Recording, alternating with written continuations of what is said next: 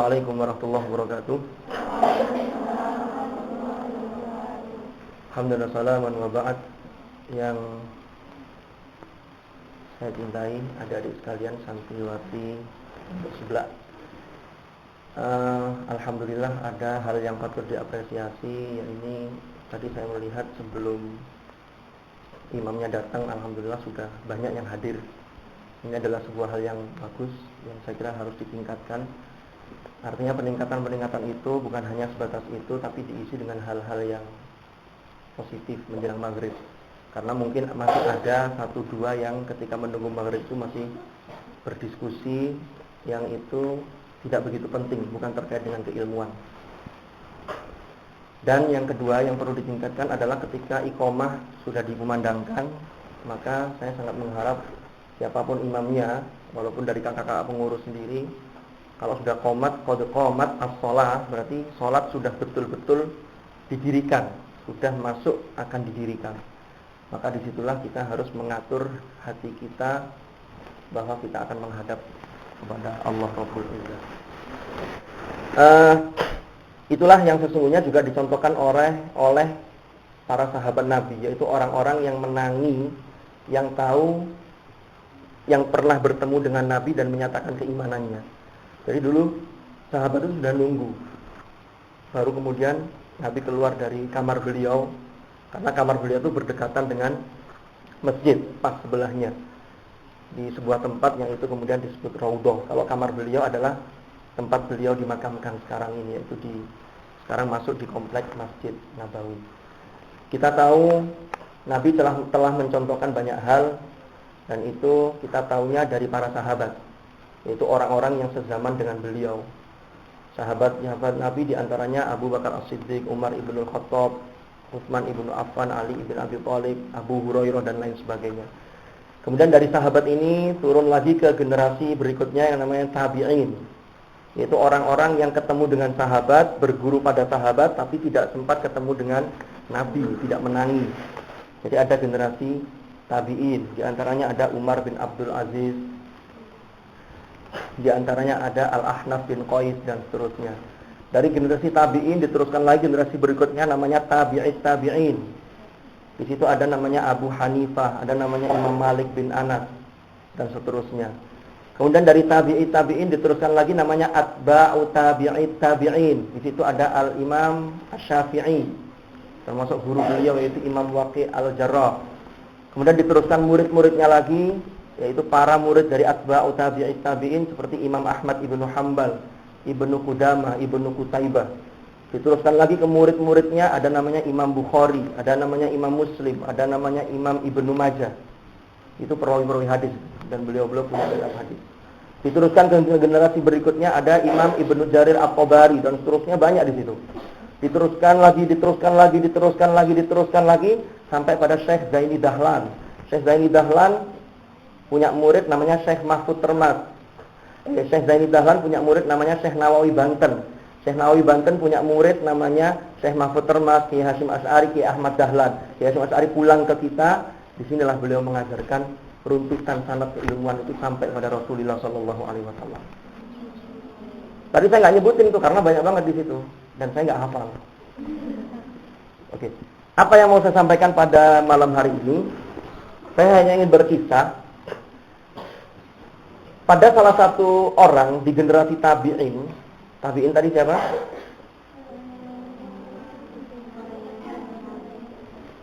Ya, orang yang, ya, betul.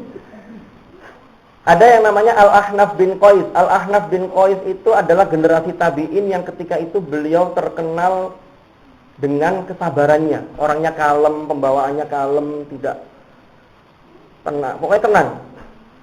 Suatu ketika Al-Ahnaf bin Qais itu membuka mushaf Al-Quran. Jadi pada generasi tabi'in itu mushaf Al-Quran sudah ada. Kemudian beliau membaca salah satu ayat dan ketemulah pada ayat ke-10 dari surah Al-Anbiya. Beliau membaca A'udzu billahi minasy syaithanir rajim. Laqad anzalna ilaikum kitaban fihi dzikrukum afala ta'qilun. Sungguh betul-betul telah kami turunkan kepada kalian ilaikum kitaban, sebuah kitab yaitu Al-Quran, fihi dzikrukum, yang di dalam kitab itu ada penafsiran yang pertama, peringatan bagi kalian, Quran. Atau penafsiran yang kedua, fihi dzikrukum, yang di dalamnya itu terdapat sebab-sebab kemuliaan bagi kamu. Zikr, wa rafa'na laka dzikrok, itu kan ada, dan kami angkat bagimu Muhammad namamu, dzikrok, kan begitu. Fihi dzikrukum, telah diturunkan Al-Quran yang kalau kita jadikan Al-Quran itu sebagai pedoman dan petunjuk, maka ini menjadi sebab kemuliaan bagi kita. Loh kan begitu. Afala ta'qilun? Apa ya sampai ini gak mikir? Gitu loh. Apa ya sampai ini gak tahu mikir? Afala ta'qilun? Kemudian setelah membaca ayat itu, Al-Ahnaf bin Qais itu merenung. Iya ya. Berarti kitab suci ini sudah menunjukkan kepada kami, kepada saya, tentang tipe macam-macamnya manusia. Macam-macam manusia tuh. Di dalam Al-Quran ada orang yang namanya kafir, ada namanya mukmin, ada yang namanya fasik, ada yang namanya muttaqin, ya kan? Ada yang namanya alladzina an'amta alaihim, ada yang namanya ghairil, ada yang namanya al-maghdubi alaihim, ada yang kelompok termasuk ad-dallin.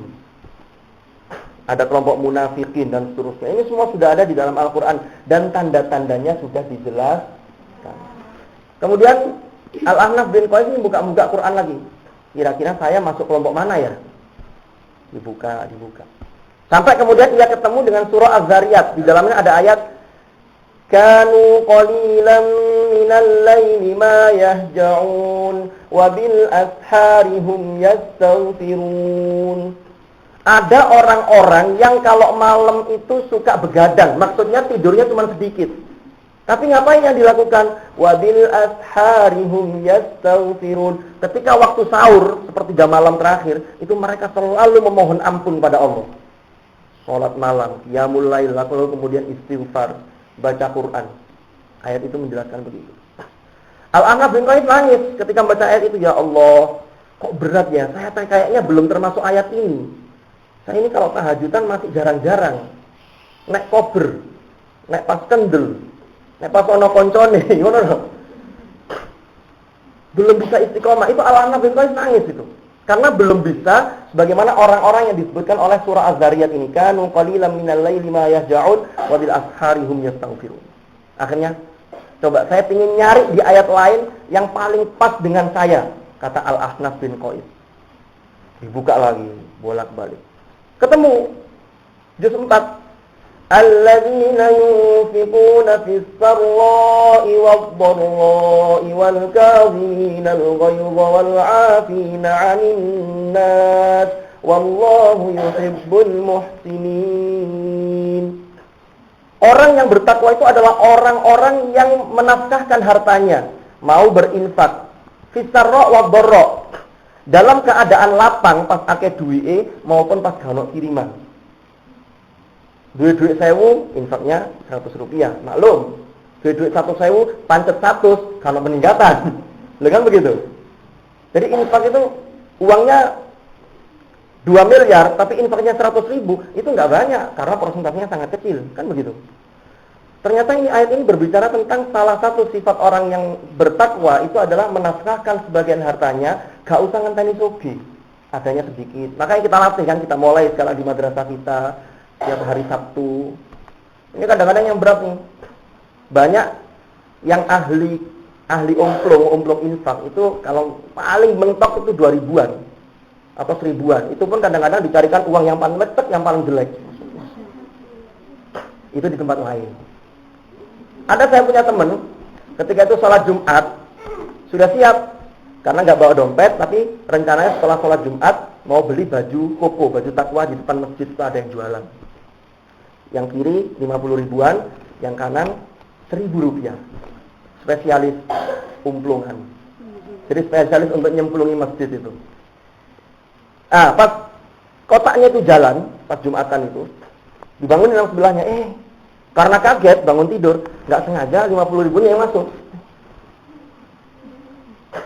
Pas sudah pulang, itu getunnya itu luar biasa. Bahkan sampai mau tanya ke takmir, Pak, maaf Pak, salah masuk dari Pak. Untungnya nggak jadi nanya.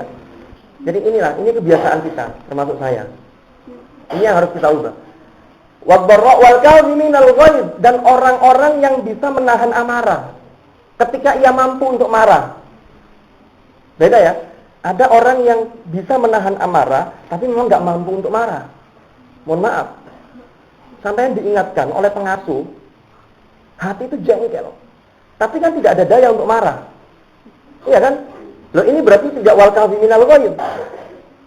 Wal kadhiminal ghaidh adalah ketika orang yang bisa menahan amarahnya tapi ketika ia mampu untuk marah. Wal kadhiminal ghaidh wal 'afina 'anil nas, dan orang-orang yang memberi maaf kepada orang lain. Wallahu yuhibbul muhsinin. Allah suka atau mencintai orang-orang yang berbuat baik. Setelah membaca ayat ini, lagi-lagi Al-Ahnaf bin Qais itu menitikkan air mata. Aduh, saya kayaknya belum optimal. Infak juga masih 100 rupiah, 500 rupiah, 1000 rupiah. Tapi kalau beli-beli sudah sekian begitu.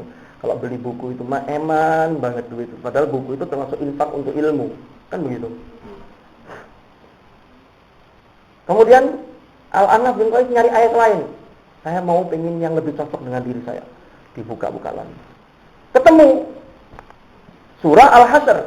Di sana dikatakan walladzina tabawwa'ud dara wal imana min qablihim yuhibbuna man hajara ilaihim wa la yajiduna fi sudurihim hajatan mimma utu wa yu'thiruna ala anfusihim walau kana bihim khasasah wa man yuqa shuhha nafsihi fa ulaika humul muflihun. Ayat ini menceritakan kaum Ansor. Kaum Ansor itu adalah sahabat-sahabat Nabi, yaitu orang-orang yang masuk Islam penduduk Madinah, yang mereka rela berkorban demi Nabi dan kaum Muhajirin. Bahkan pengorbanan mereka untuk orang lain, walau kana bihim khasasah, walaupun mereka itu dalam keadaan kekurangan. Kalau kita ini kan belum.